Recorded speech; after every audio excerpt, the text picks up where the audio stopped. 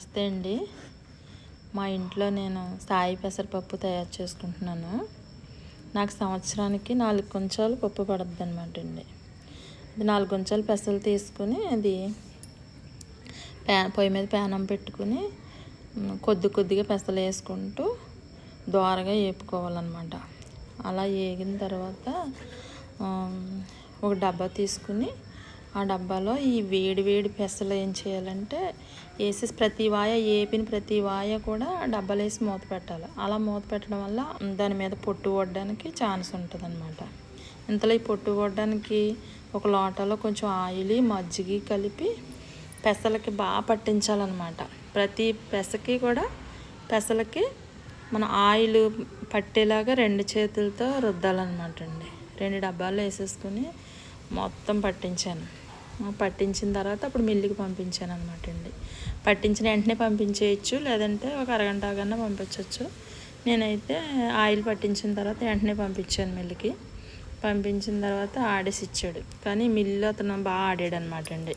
ఒక పెస 2 బద్దలు అయ్యేలాగా ఆడాడు అనమాట. చెక్కు ఎక్కువ పోలేదు. రోట్లో వేసి దంచామన్నమాట. దంచి దాన్ని ఏం చేశానంటే పొట్టు పోయేలాగా ఎండబెట్టానండి. నేను దంచిన తర్వాత పప్పు ఎండబెట్టేసి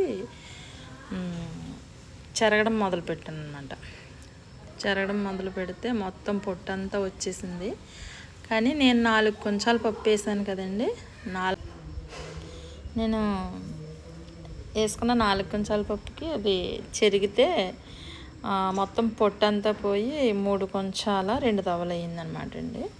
పొట్టు ఏకంగా కుంచుడు పొట్టు వచ్చేసింది అనమాట. అది శుభ్రం 2 సార్లు చెరిగేసేసి ఎండలో పెట్టి మరి చెరిగి కొలిస్తే 3 కొంచాల 2 తవలు అయ్యిందనమాట. చెక్కు అయితే మాత్రం ఎంతో రాలేదు, ఒక అరసాలు చెక్కు వచ్చింది అంతే.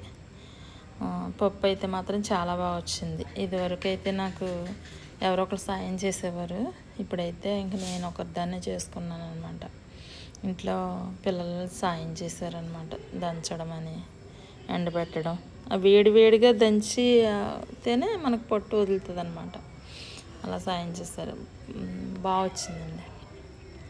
ఈ వీడియో మీకు నచ్చితే లైక్ చేయండి, షేర్ చేయండి, సబ్స్క్రైబ్ చేయండి. ఉంటానండి. బాయ్ అండి.